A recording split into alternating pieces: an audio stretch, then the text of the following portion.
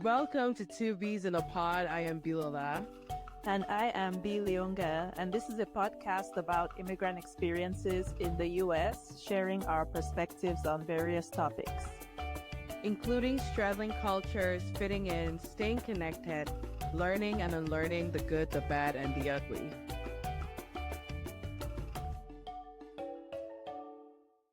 Hey guys, welcome to another episode. I'm really excited to be doing our June Book of the Month review. We read These Letters End in Tears by Musih Tedji Xaviere. And we read this book in honor of Pride Month. It is a gay love story written by a Cameroonian. So we're very excited to be reviewing it. And just spoiler alert, if you haven't read it yet, there will be plenty of spoilers in this episode, so you've been warned. Okay, Icebreaker.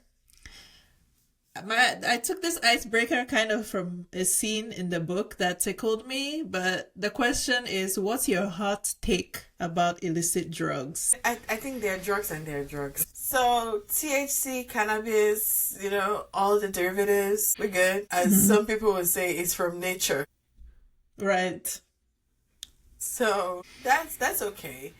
Now, people talk about shrooms and some of the other ones. I'm a square.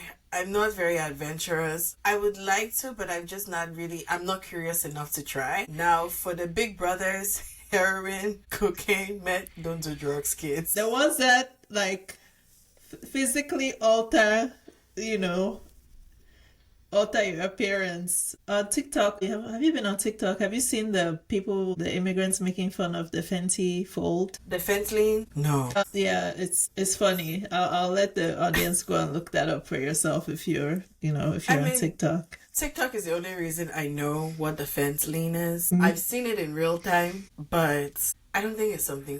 I don't feel like it's not something to laugh about. Yes, I don't think it's.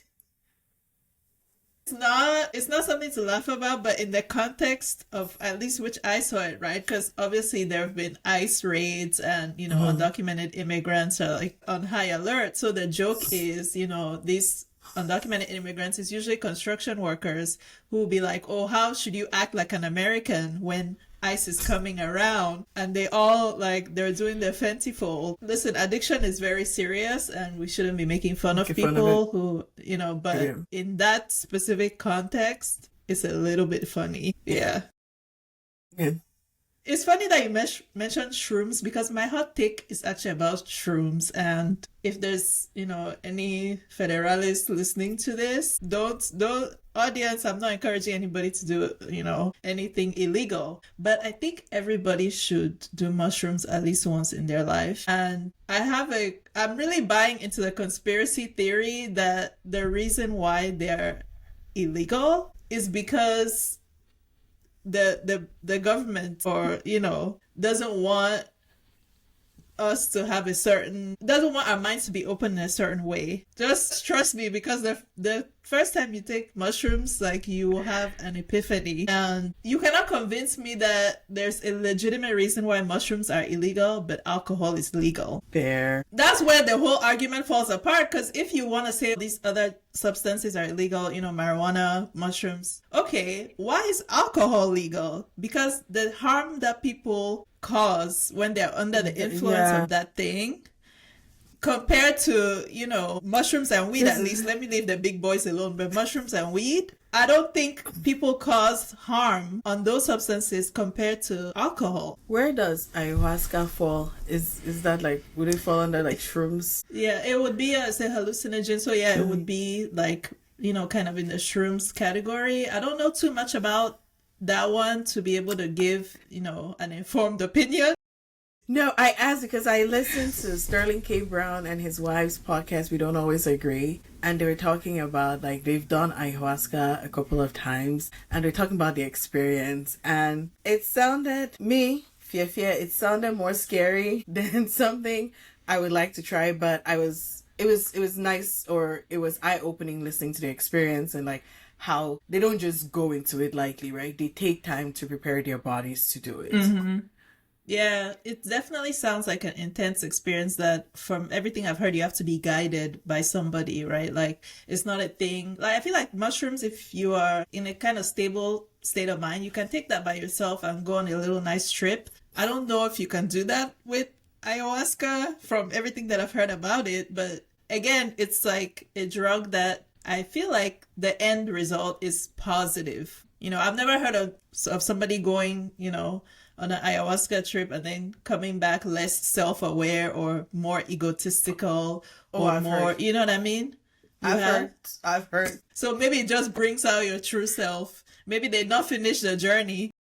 They Yeah, for left the some journey. people. Yes, for some people, it manifests physically where they're not. Yeah, but no, my friend said a few years ago for her sister's birthday, they went to like maybe the Channel Islands, and all of them tried shrooms with their mama, their Cameroonian mother.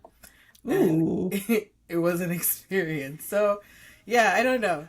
I would say for our listeners, please, if you're going to try, I think my own hot take is, don't do it until you're a lot older. I did not try edibles. They were legal where I had them, by the way.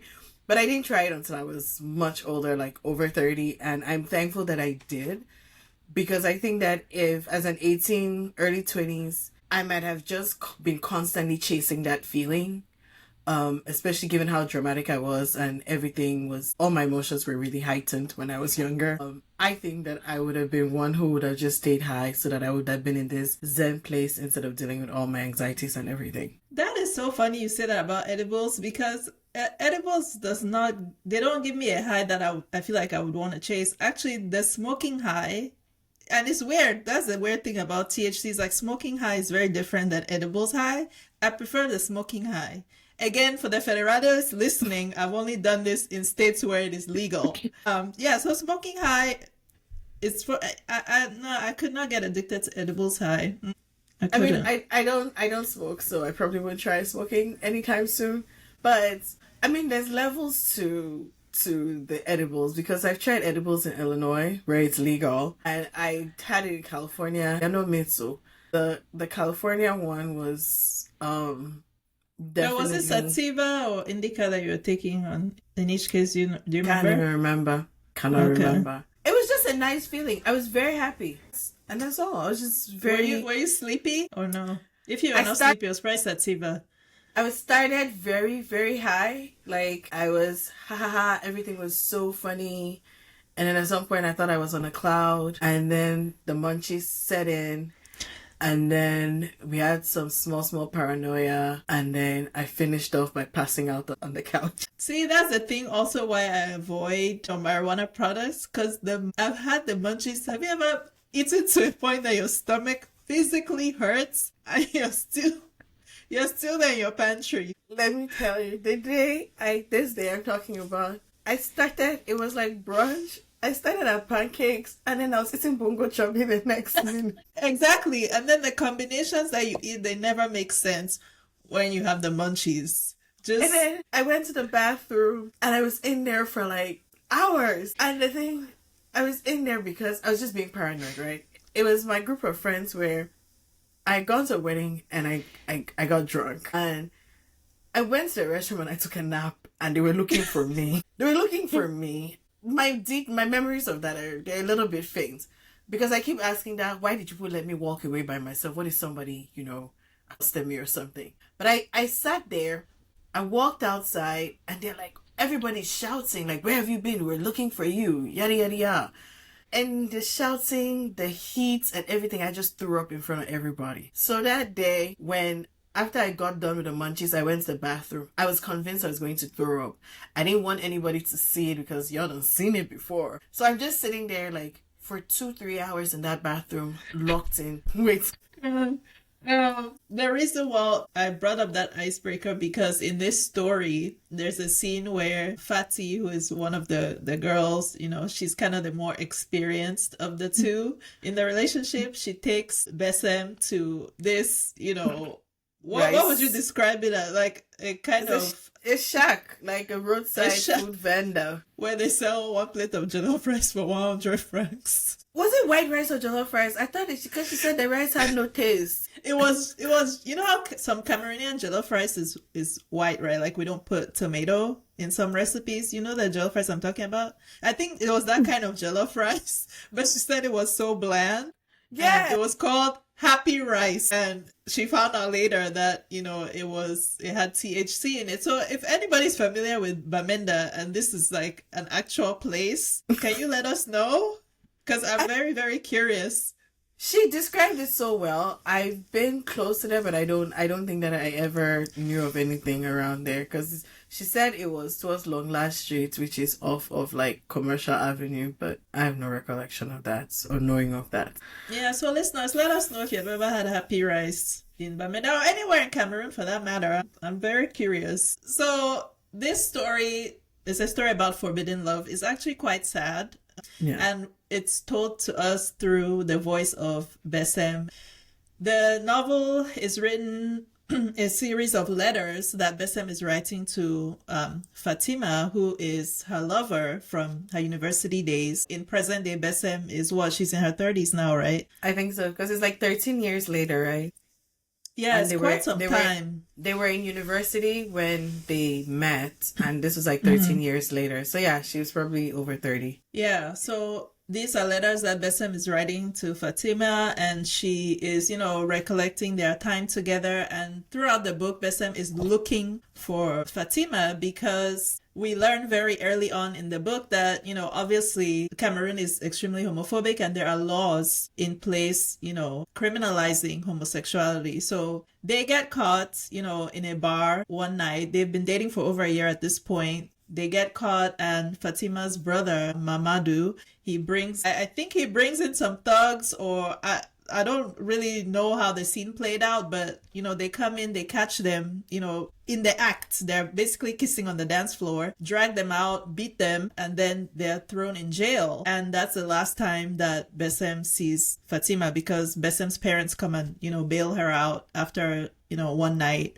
and Fatima is left there to languish for a whole week before she's, her brother eventually takes her. But yeah, that's the last time they see each other. So in the story, Bessem is, on this mission to find out what happened to Fatima and to hopefully reunite with her. So that's the story that we are taken through. So the first thing I wanted us to talk about is kind of, when they meet, right? This, in the beginning, is kind of like a coming of age story. So Bessem she has been dating men up to that point. She didn't really know that she was gay. She meets Fatima, who is this masculine presenting, obvious lesbian, and sparks fly from day one. How obvious though? Because when I was reading this book, my first thing was, I was thinking back to my experience in Cameroon, where did I ever look at a girl?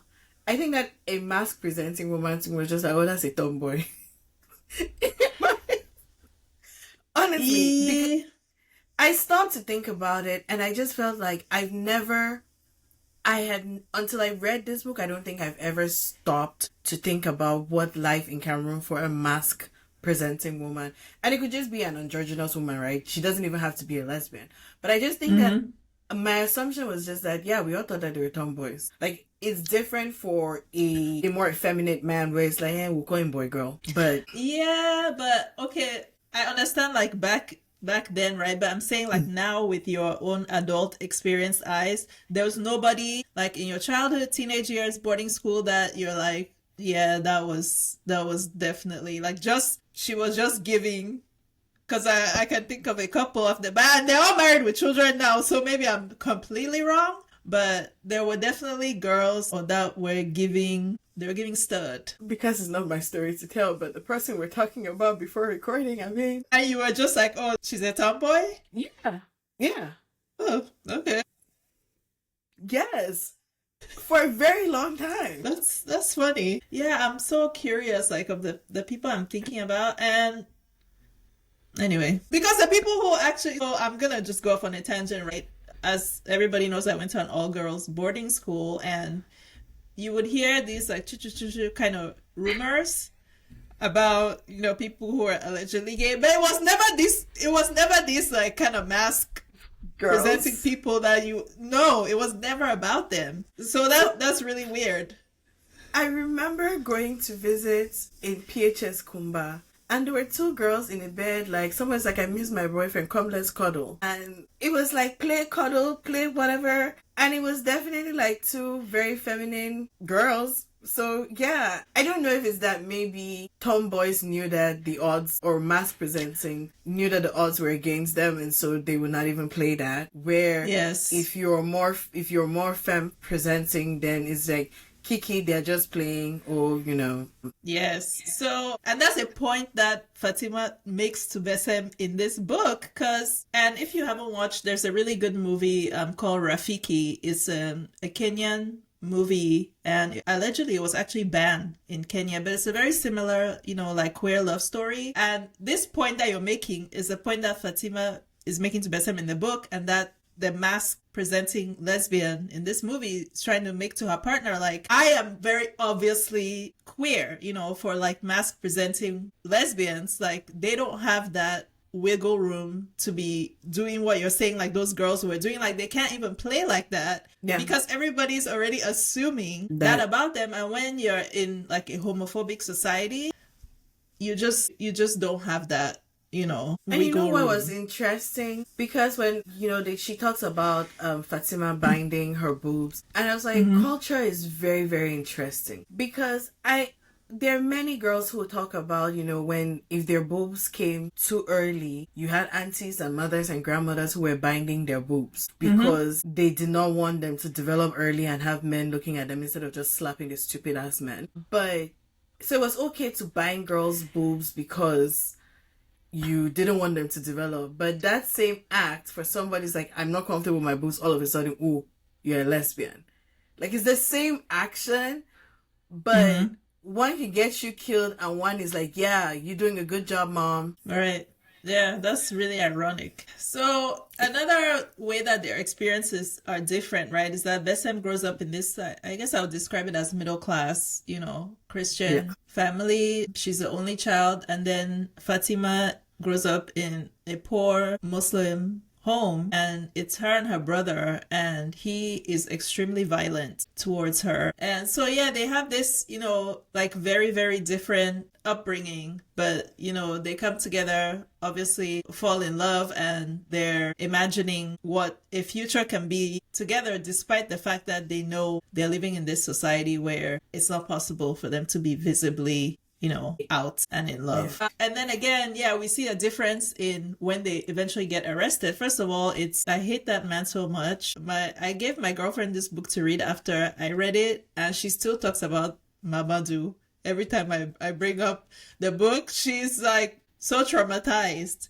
But yeah, he's like definitely the villain of the story.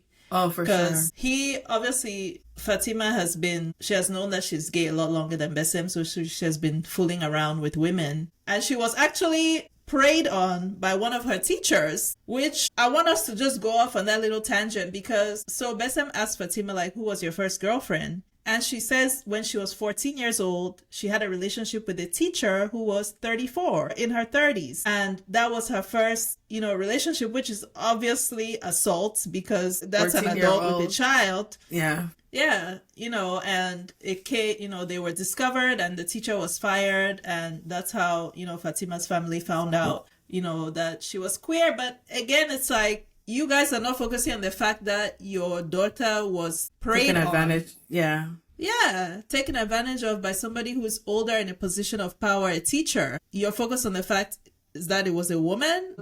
You're more worried about the fact that she's gay than that, you know. Of course, it's Cameroon. Like, the appearance of things are more important than the actual effect of the thing, where it's a much bigger problem. Like, saying that your child is gay puts them in a position where they can ostracize the whole family, versus like, oh, this thing happened, somebody might like where or whatever, but there's not going to be that much forgiveness for this big crime of being gay. And especially in Bamenda, the thing that really stood out to me about this book is just the setting. Honestly, the Bamenda-ness of it all is It's very glaring because if you're Cameroonian and you know anything about Bamenda is so much more conservative than conservative. Let me in quotes, because whether it's really conservative or not, we don't know. But it's just in Douala, there's wiggle room. People could decide to look the other way, and I think that that's also what makes me. When I was thinking about my experience, because I grew up in Douala, I don't think that anybody would have really, it was not a thing per se, where in Bamenda, you were going to have to be checking your front and back every day. Because as much as I love Bamenda loves its on jungle justice. Mm. And so it's like, I think Bamenda is a character in this book, to be honest. It really does influence the book, because if you think about it, I don't think their lives would have been in as much danger if they had been in Douala or in Yaoundé. And maybe I'm jumping ahead, because I also want to say there's this misconception, right? Where I would say people don't take lesbians seriously. Like, being a gay man is like a much bigger offense than being a lesbian, because somewhere people are like, oh, they haven't had me, or they need a real man to handle them, and it will change their minds. It's almost like being a lesbian is not seen as threatening. Is not even the word, but I'll say threatening as the way that being a gay man is perceived. Definitely agree. It's almost like there is violence in this book towards, them. So maybe that's not the best example, but I think that people are more violently homophobic towards gay men in general than, towards lesbians. And even when you look in media, at least, it's like, imagine a dad whose son is gay, the way that parent reacts versus a daughter, right? I think it's a different reaction, at least stereotypically, from the way it's portrayed. So the way their families react, right? I was thinking about that in context of the conversation we had with Siri about how both of her parents, maybe her mom in her own time a little bit later, were very affirming compared to Besem. Besem's parents were more like, don't ask, don't tell, like, we don't ever want to hear about this shit again, right? And then, Fatima, her parents seemed to be more passive, and it was her older brother who was kind of making her life hell and taking it to the extreme. It almost felt like her parents were afraid of him. Where he was the person calling the shots, and you never got a sense of whether they agreed or they disagreed. It was almost like, whatever, what's his name, Mustafa?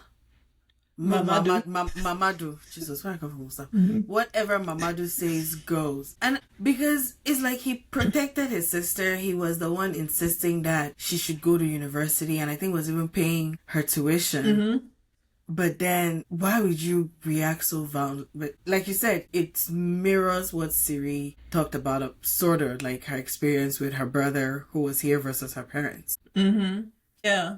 So when, Besem is older, she becomes a, professor in Bamenda. She makes a gay friend, man Jamal, and they kind of become, safe spaces for each other, because they're pretty much the only gay people that each other knows. And it's interesting, Jamal's, like, we're talking about gay men versus gay women, right? Jamal is forced to compromise himself in a way that Besem is not forced to. And I don't know if it's just individual experience or if it speaks to, like, the way people look at gay men versus gay women in general. Because when Jamal is accused, somebody in the university starts a rumor that he has been soliciting male students for sex. Like, it's very, very serious, right? Like, to the point where he decides to basically go and get married to try to save his image and his career, which I don't know if a woman would have been forced into that position. Maybe a masked woman would have been. Maybe, yeah. Maybe. Because his career obviously mattered to him, so he was willing to do, and it did not seem like he had too many options, because Besem, it was very clear that she wasn't necessarily affluent, but she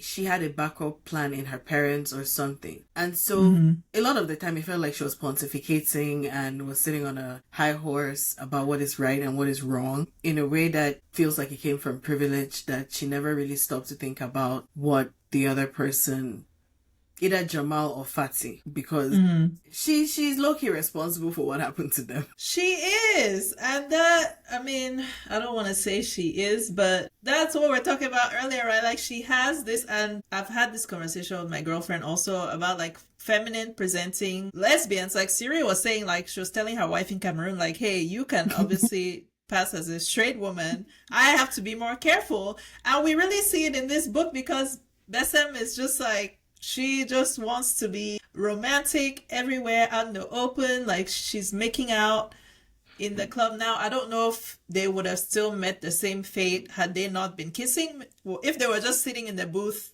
I don't know if Mamadou came in. It's hard to say, but she was definitely taking more risks. Yes, she was doing too much. She was doing too much because Fati, the way it's presented, Fati is always hyper aware of her environment and just being very careful. Where Besem was like in love, oh my god, she's having her lesbian awakening and just wants to shout from the rooftops, I am gay, you know, not exercising as much caution and prudence as Fati typically would. I just want to shout out the fact that they named the club Voices because all I could think about was the voices in the bushes. I love that.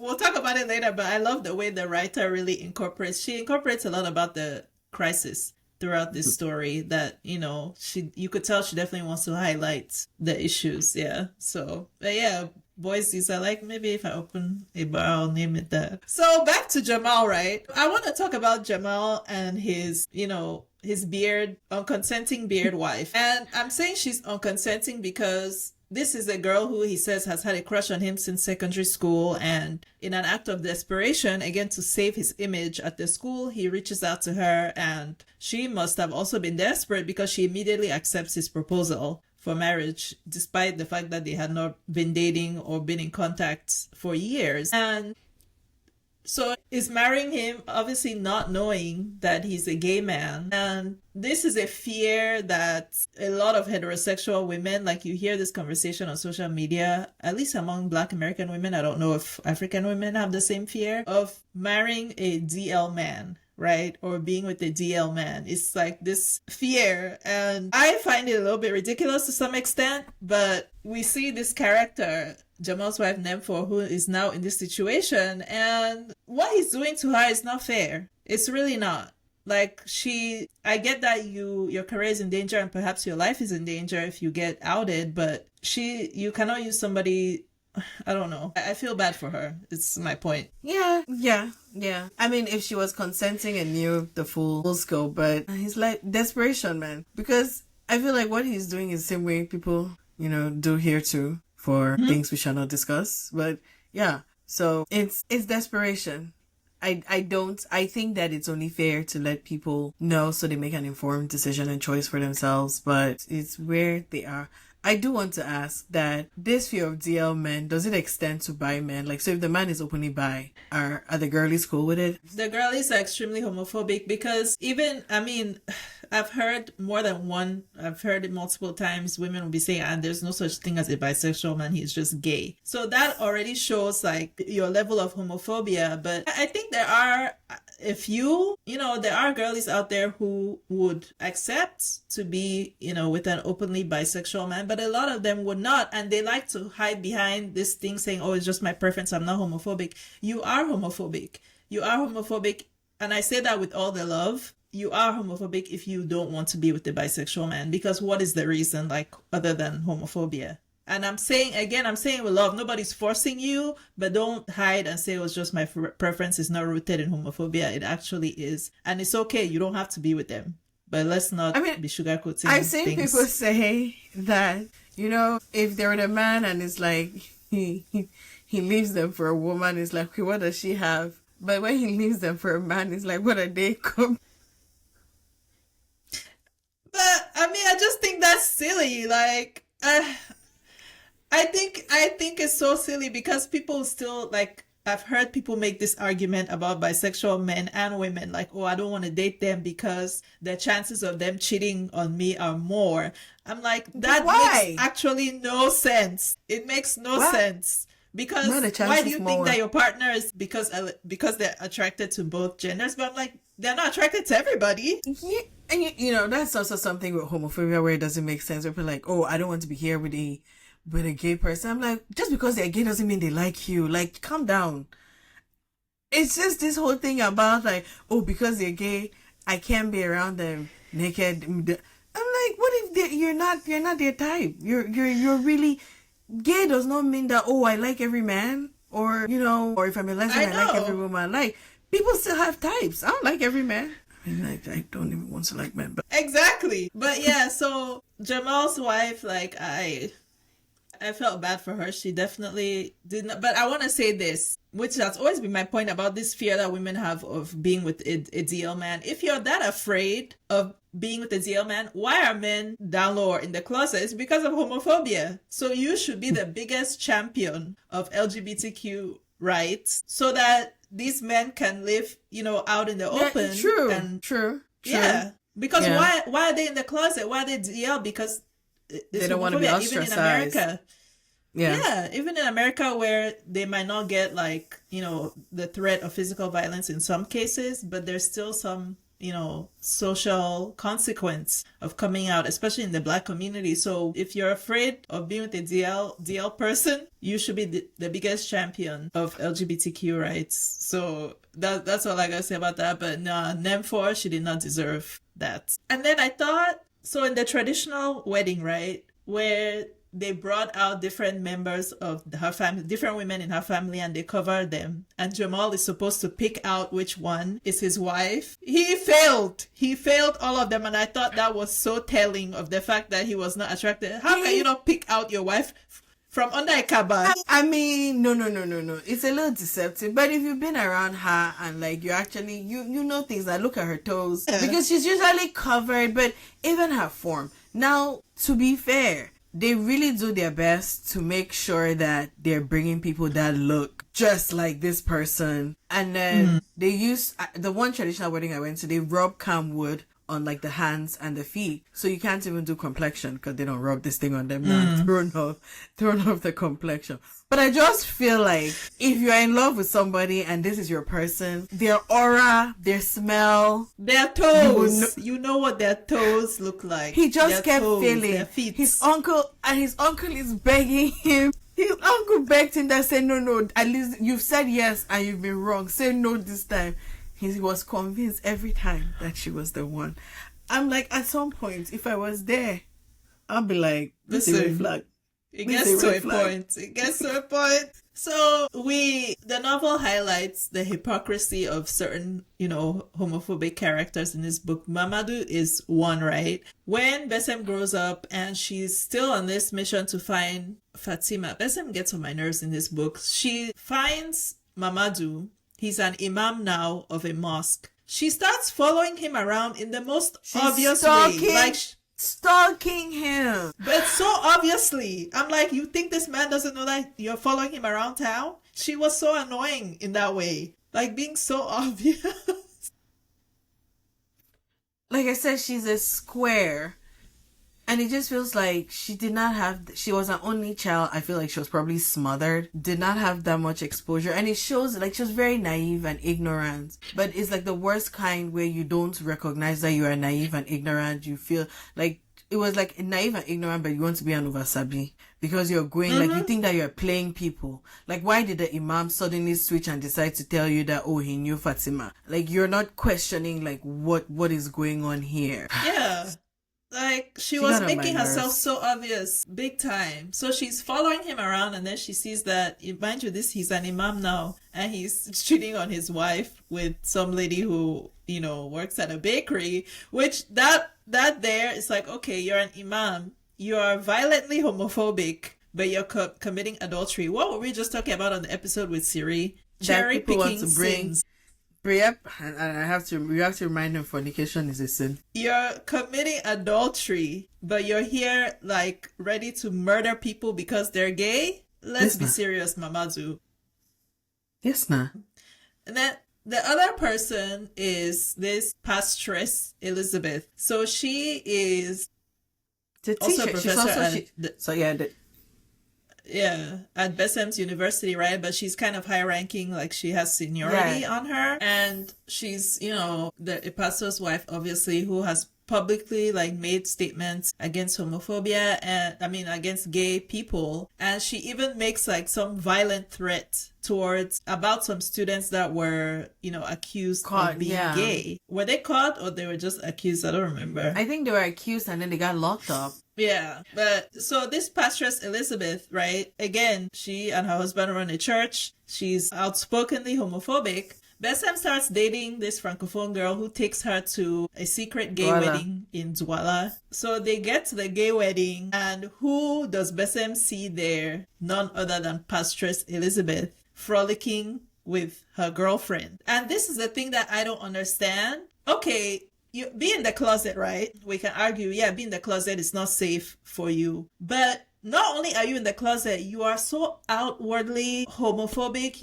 In the case of politicians, closeted people are passing anti-LGBTQ legislation. That thing will never, I know that it's because you hate yourself, but it will never make sense to me. Like, I don't get it. What's going through your head? It's not only that you hate yourself, but it's also making sure that because you have such a heightened sense of awareness, you have to make sure that you are the most vocal proponent, vocal defender, so nobody's ever going to think that you're gay. That's really, at least that's the way that I think that. That's the way I think that they see it. Now, is it effective? Probably not. But you're just trying to make sure that the day that they bring a list and they call it like, oh, no. It would never be. Like, they've said this and they've said that. Never. I mean, to your point, it's not effective because now we're actually more vigilant. The people who are very extra and loudly homophobic, my first thought, I'm not saying that's always the case, but my first thought is, what are you hiding? Why are you gay? That's the first thing that comes to my mind, to be honest. Because why are you doing all that? You're doing the most. You're doing too much, yeah. So, there were a few characters like that. Mamadou, being the most prominent, who were hypocritical, and then Pastoress Elizabeth and some other politician that they saw at that wedding. And you know how she got caught and immediately she had denied Bessem something. Was it a grant or a promotion? It was a grant, yeah. And then immediately they went back. It's like, oh, I found some money. I got you, girl. Wink, wink. Mm-hmm. Our secret. She's all of a sudden being nice to her. Like, ma'am, you could just be a decent person, Anyways, a theme in this book, in that movie Rafiki that I was talking about, and even Siri talked about this, is mob violence, right? So when Bessem and Fatima are caught at Boise's, like, it's not just Mamadou who is beating them up. There are other people who are, like, beating them up. Same thing in that movie. I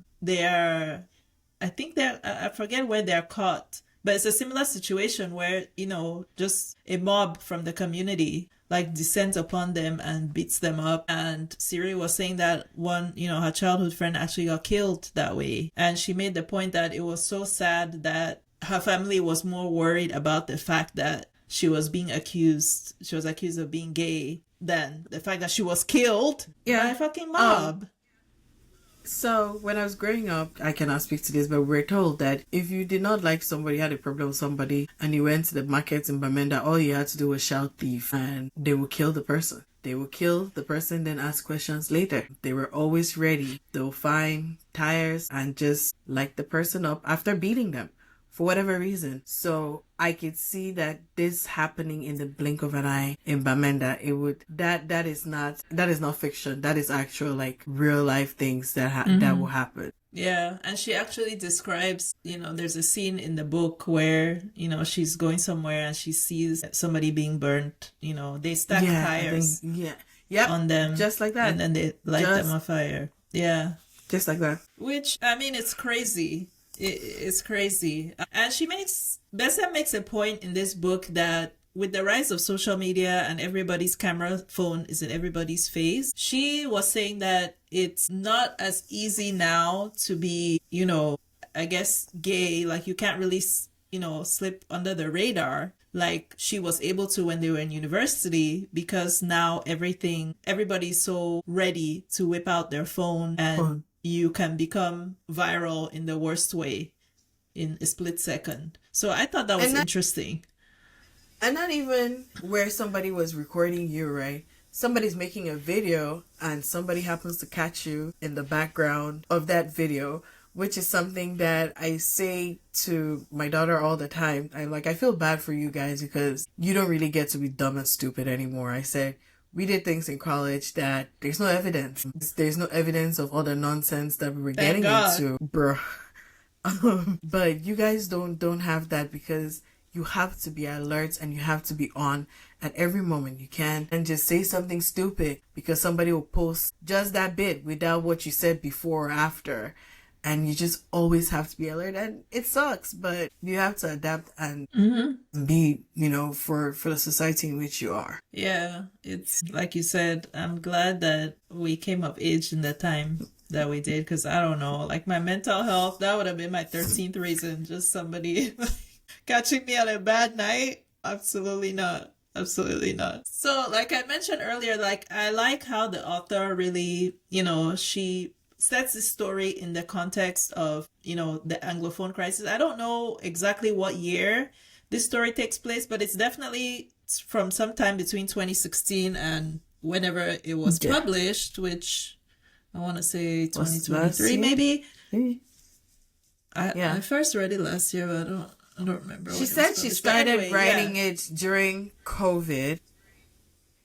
Okay. She started writing it during COVID. And I think she went to the UK not too long ago. So I do think that some of it is from her lived experience, at least the part of the crisis. I think she lived in Bamenda through some of the crisis before she left. And just on that note, Musih, we tried to get in touch with you to be our guest on the podcast to talk about your book. Listen, I don't care when you see that email or when you hear this and we'll re-record this episode. We'll pretend it never happened. We'll review the book again. So if you're listening to it, or if somebody knows her personally, we're trying to get in touch, man. We're in the DMs. Tell her to respond to our DMs, please. It's such a shock. Closed mouths don't get fed. No, listen. Honestly, I really enjoyed this book. And you're very well aware because I kept texting you when I was reading it. It was eye-opening because, for one, like I said, I've never sat down to think about what life must be for a mass-presenting, or just a lesbian in Cameroon, right? Mm-hmm. For when I think of gayness in Cameroon, I've always defaulted to men. I don't know, it's because I know more men, gay men, who are Cameroonians and like living out versus I never thought about it. And I guess that's like what you and Siri talk about, like heteronormativity. Like it's just something that, because it doesn't affect you, just has never crossed my mind. But more than anything, it was also how the book just, like I said, Bamenda was a character in the novel to me because she described things. It just took me back to a particular time and place, just the descriptions of different places. She did not call it by name, but when she described the Muslim neighborhood, like where Fatima was from, I was like, without an iota of a doubt, that's Old Town. And so when Siri was talking about, like, she went to primary school in Old Town and she talked about the Arabic school, I was like, yep, that was my first, because Old Town has like a really big Hausa Muslim population. I think they probably have the biggest mosque in Bamenda. So there's a lot of like Muslim people who live in Old Town. But she was just describing places like Sonak Street, City Chemist Roundabouts. Like, it just took me back to Bamenda, and in a way that just made me feel good. But then I did feel like I didn't really like the ending. I felt like it was rushed. You felt it was rushed? Yes. I didn't like the ending either, but I didn't think it was rushed. What part did you think was rushed? Like, how did she get from I'm looking for her, I don't want to leave Bamenda, to I'm leaving the country? Like, where did the visa come from? How did you get to this point? She mentioned briefly that her father was sick, and then you're just leaving. There wasn't a plan in motion, like, if I don't find Fatima, I'm going to leave. But I don't think, to me, I mean, yeah, we were missing pieces, before that last chapter, but I mean, I just connected them because it was never a possibility in her head that Fatima was dead. And this is a spoiler, guys. So I hope you have read the book by the time you're listening to this. That was not a possibility that crossed her mind. So she was not planning for that, eventuality. Like to her, it was like, okay, Fatima has run has run away to another country. She's secretly married to a guy somewhere in Cameroon. They're hiding her. She had all of these other possibilities, and the one that honestly, me as a reader, I was dreading from very early on. She never entertained that thought, right? So maybe that's why. And obviously, she's extremely heartbroken when she finds out that not only did that fool Mamadou kill Fatima, Fatima will never get justice because of the corruption of the police, right? So, yeah, I mean, I could see how her making that drastic decision. I didn't need to, see the details of her getting the visa and all that. I just feel like the pacing, like, it went like you're giving through their history and everything, and then it just felt like the last three is just like Alimatsu came and then blah, blah, blah, and it just like zipped through. I don't know. I think that was my strongest thing. But then I think another thing, it made me think about, and like just think about being a gay person in Cameroon and kind of like in America where the zip code where you're born could determine your future life outcomes. Mm-hmm. Being a gay person in Douala versus being a gay person in Bamenda, I feel like it's night and day. Like you see Audrey versus Bessem and how or like even Bessem Fatima, how they went through the world, and Bessem like just flat out kissed her, Mm-hmm. at the bar. Yeah. Where it's a different experience. Because I know that as homophobic as Cameroon is, like, there are people who are able to make it work and they're just doing them and nobody's bothering them. But in the Bamenda that I know and love, where my shoe broke in the streets and somebody followed me, taunting me to the house for no reason. I can see how you would just be on alert and you would never be able to be comfortable, and where there's pervasive mob justice, Mm-hmm. it would be difficult. Yeah, and I mean, money makes a big difference too, right? Like, look at Pastoress Elizabeth and the politician and everybody who was at that secret wedding. Money does shield you to an extent from certain things. Because imagine if they had been at Boise's as, grown women, perhaps with families who were wealthy and powerful and they were connected. They wouldn't have beaten them the way that they beat them as students. Or even if they did, they wouldn't have, by the time they got to a police station and people clocked who was who, it would have been a different story. So yeah, money and status definitely protects you to an extent. I agree with you. I don't think that very last chapter was rushed, but the part I agree with you that was kind of rushed is kind of, what was his name? The wife's name? Shari. Alimatu coming forward with what she knows, and then Mamadou's wife Shari also coming forward with what she knows. That it kind of picked up really, really fast after taking us on a slow, kind of windy river journey. Yeah. Or like even Mamadou saying he had known that she was following him all along because she met Shari one time. I mean, I'm not surprised. I'm not surprised, guys. Hello. If she thought she was, he didn't know who she was. And then like going to the mosque and like you were not slick. She really was not slick, and I don't know, but yeah, the ending and the pace. It was the pacing, and but obviously it's it was a good very book. Heartbreaking, but. Yes. That was the only logical conclusion, because knowing how much Fati loved her, there's no way that she would have stayed. Any of those other possibilities, she would have stayed away from her. So to me, early on reading the book, I was like, the only logical thing is that she's dead, unfortunately, which... Anyway, so what would be your alternate ending? Because I know you like romance and good feels. So how would you write an alternate ending? I mean, I would pace it just a little bit better. And I would have her meet somebody else who, give her a fresh start. Not somebody else, actually. I want her to sit and admit that it was her fault and how she moved through the world, being a little bit more aware of her environment and like what she could have done differently in that relationship. And what she learned from it. What I hated, the thing that broke my heart most, is that, like we're saying, Fati has been so, like, hyper vigilant and aware. And then as Alimatu describes it, or Shari describes it, after she gets released from prison, after being beaten there for a week, she goes home to get her documents. I wish she had just got the fucking documents and not said anything. Just she came with this big declaration. Oh, I'm gay. You guys have never accepted me. I've met somebody. I'm going to marry her. Fatima, why would you say that? You should have just collected your documents and gone. That's the heartbreaking part for me, because they could have had a happier ending. Like it's like, why did you have to say that and trigger your brother is violently homophobic? Like, you should have just collected your things and gone, and you and Besem could have made it work somehow. You ran away to Douala or Yaoundé, I don't know, somewhere. But that was the part that really got me. I'm like, why were you doing this whole big announcement? Because like you said, her parents they were kind of passive. Yeah. I don't know. Another thing that I did think about, because so my friend had read the book last year, and I don't remember her mentioning, because we usually like, hey, you should check out this book. I'm just like, for a Cameroonian author, I don't feel like I saw it anywhere. And the book was actually shortlisted for a couple of prizes. So I'm just like, Cameroonian family, come, let's all come to the front. Let's have a conversation. Why didn't we talk about this book? Why did we not?